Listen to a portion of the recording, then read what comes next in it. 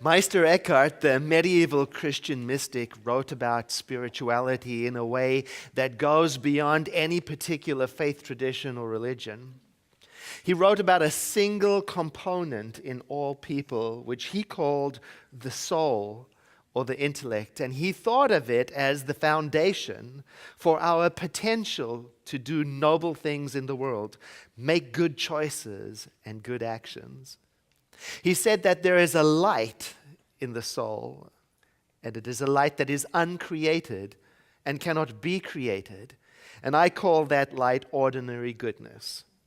And I believe that the ultimate goal of all life, if there is such a thing, is to express that goodness by allowing it to come alive in us. Now, Meister Eckhart, he urged us not to flee from the world to discover our spiritual potential, but to find it and embrace it in whatever we are doing, in the ordinary things of our lives.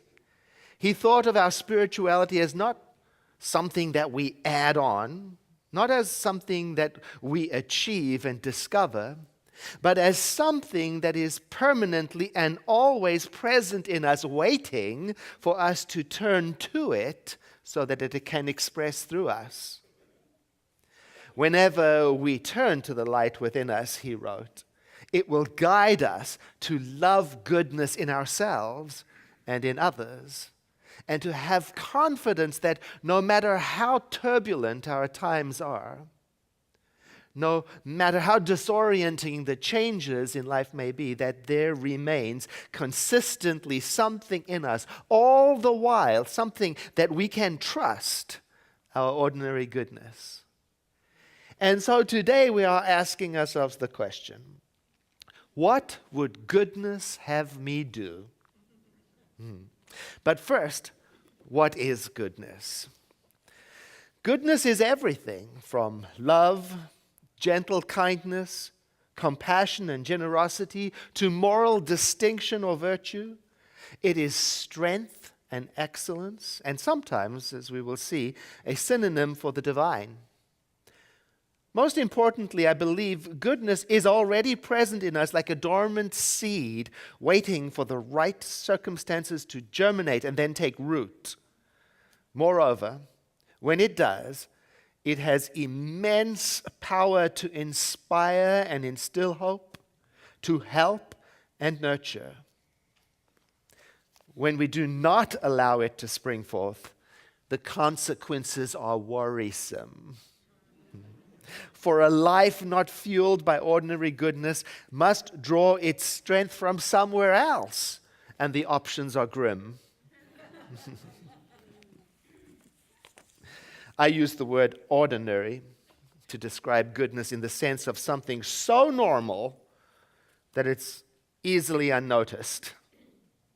And the idea of my book is that to bring our ordinary goodness out into the open, we must notice it. Pay attention to it. Don't get distracted. Share it. That's how we multiply it in our lives and in other people's lives, so that we can get to a place where we can trust it. Let's begin with the practice of noticing ordinary goodness. Well, perhaps you've noticed, as I have, that mainstream news services focus on life's spectacular and alarming events. Well, it's true that horrific and shocking events are a reality of our life. And it is also true that at the same time, regular people like you and me everywhere continue to do amazingly good things. For example, when we awkwardly love our children, and it's very difficult to do so. When we quietly recover from setbacks that shatter our sense of well-being. When we take the trash out for a neighbor when we're pressed for time ourselves. When we show up uncomfortably at an acquaintance's mother's funeral to show support. Or when we donate to a cause, even when our own personal resources are very low, and we do it all with no fuss. That is practicing ordinary goodness. And I propose that this goodness is so ordinary that it's not newsworthy. There is a story about an online newspaper service that tried an experiment. For a whole week, they focused only on the positive elements in every news story. The editor reports that subscriptions plummeted. Literally, nobody wanted it. Oh, there's a secret to learn right there, that during tumultuous times, there is still goodness going on, but my practice must be to notice it. Not to deny what's happening in the world, but to bring some balance. To notice what is also simultaneously true. There's a great exercise for noticing goodness by Donald Altman in the Mindfulness Code. He's a mindfulness coach. And he suggests that redirecting our attention to what is good that we have in our life, it won't cause us to ignore the more urgent difficulties that we have and that other people have around us, but rather, in practicing this mindful attention to goodness, it will help us to notice and appreciate the ordinary things that make life extraordinary. And here's his guide. He says, first, turn your attention to what you have in your life from the very moment you wake up in the morning. Appreciate the breath, the blankets that warm you, the shower that refreshes you and cleans you, and even the alarm clock that wakes you up. Next, find a reminder of ordinary goodness that you can carry with you throughout the day, such as a picture of a loved one, a stone or other object from a memorable trip, or an inspirational quote. Finally, share your appreciation of ordinary goodness with others. And we're going to talk about that sharing in just a moment. When I read this exercise, it makes me think of the teaching at the center that says something like this. We are immersed in and surrounded by a law of cause and effect that takes our deeply held beliefs and what is in our attention and then transforms that into our reality. Noticing goodness, I believe, works in the same way. Noticing it helps bring it forward into our experience and multiplies it.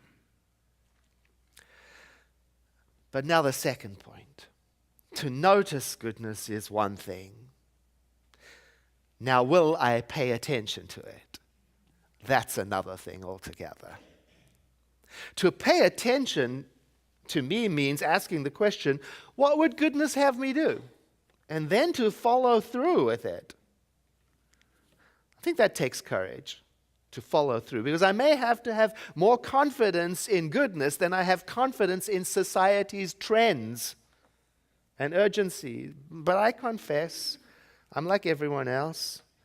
Often I know very well what goodness would have me do. But I get distracted. Do you? Nobody. I get distracted by things, urgent things, shiny things, scary things, self-serving interests, beautiful things, personal gain, comfort, fear, self-preservation. They distract me. In my book, I tell a story about an incident on a train that really changed my life forever.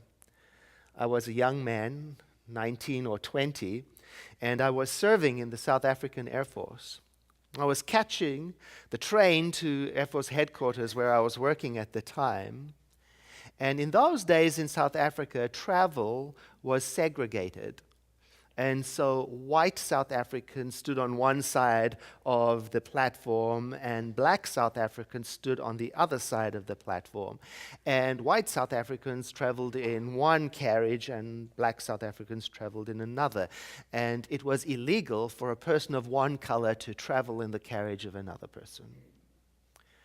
As we pulled out of the station and the doors of the train slowly closed, a man put his hand in to stop the closing of the doors so he could open them to get on the train in a last effort to make it, obviously in a hurry to get to work. But unfortunately, his hand was the wrong color for the carriage. What happened next was bizarre, because out of nowhere, police officers arrived, and they beat him brutally. And every white person on the train, including me, just watched. Now, I tell myself that I didn't know what to do, that there were serious consequences. I was in uniform, and speaking up against a police officer would have resulted in something, and so goes the story. The truth is, and it took me a while to admit it, is that I knew what to do. I always knew what to do. I had the example of my grandmother who always taught me to do the right thing. I had my conscience.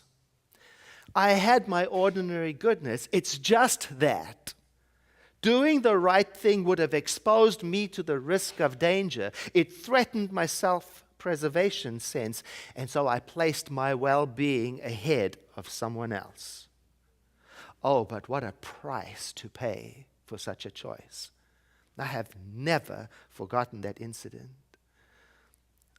Now I know the price I pay every time I pretend to not know what goodness would have me do. It's a loss of self-respect, but it's so much more than that.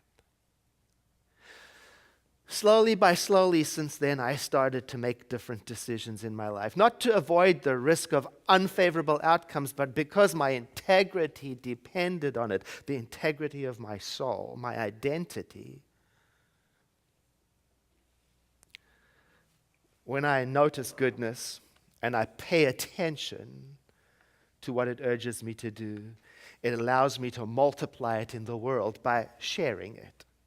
Oh, and there is nothing more sweetly restorative than connecting to other people through the generosity of our spirit. And it doesn't have to be a grand gesture. I mean, in truth, sometimes when we're suffering, even a smile may seem difficult to share. And yet, even that small act of generosity has the power to bring people together, to change emotions, and to reunite us with our innate healing and beautiful goodness. A very, very strong and powerful way to share ordinary goodness is to reflect it back to others. I try to ask myself now and then, when last did you pick up the phone and call someone, a friend, and ask them how they're doing and appreciate them? I try to ask myself from time to time, when last did I get a card or a pen and paper or even an email, for goodness sake, and write to someone and thank them for the impact their support and love has had in my life? When last did I commit an act of random kindness? Kevin and I were having breakfast in Santa Rosa recently, and when it came time to pay the bill, it had been mysteriously paid by someone. And I can't tell you the impact of that small act of kindness. It affected my whole day, and it inspired me to do more for others. When I share goodness, I start to become familiar with what it does in the world. I become more confident in it. And that is what leads to trusting in it. But to be honest, I still struggle with the desire to live from my goodness because I'm worried that it's going to ask me to do the right thing. When sometimes I don't want to. I struggle with the desire to live from my goodness because I'm worried that when I ask what would goodness do, it will direct me to turn away from selfishness when sometimes I don't want to. I'm worried that goodness will have me do something that is so unpopular with the masses or so out of step with culture, that I will be judged, or worse, threatened. And yet, even though following goodness isn't always comfortable, the result of listening to my inner goodness is satisfying on a soul-nourishing basis. And I've learned that every time I turn away from my goodness, the result is regret and a feeling of emptiness. When is the best time to notice goodness, pay attention to it, share it, and trust it? Whenever it is needed most, like every day. Whenever it seems to be absent, like every day. And through these practices, I've learned that in challenging times like today, it's not that goodness has disappeared. It's more likely that I've stopped noticing it. And I've let my consciousness become saturated with something else.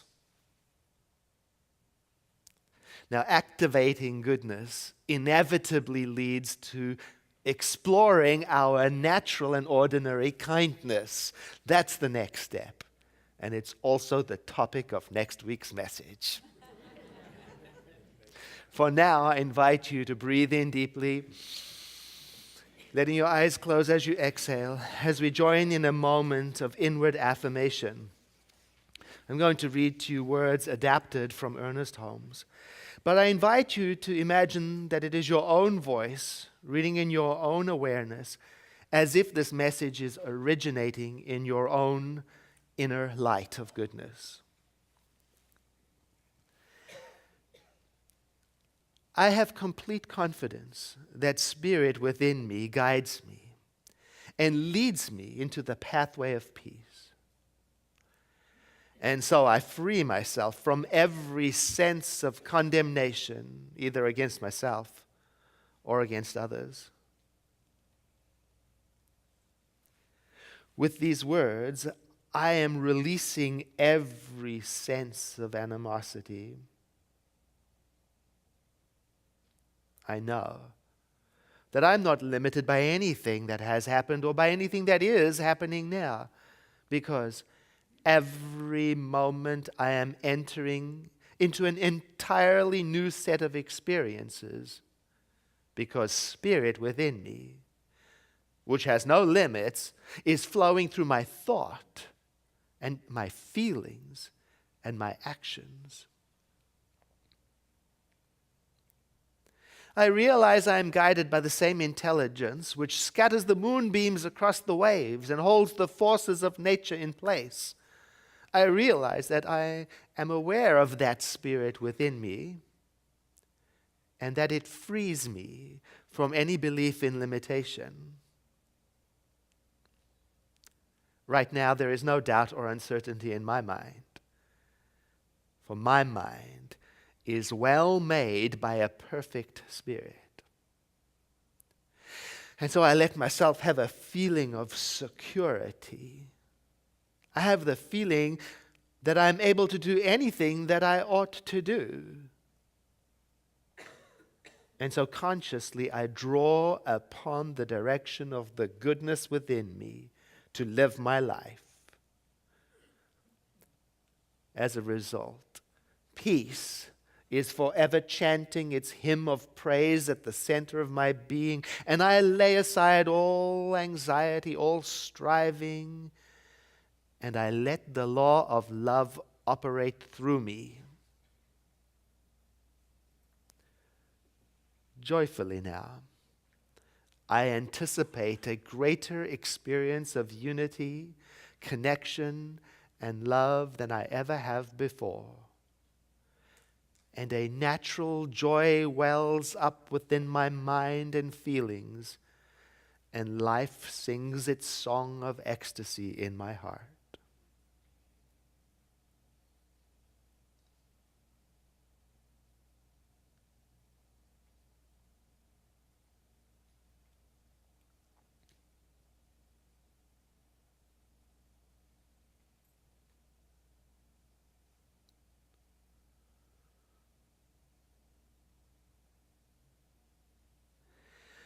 I invite you to let the next breath you take be deeper than the one before, followed by a sigh.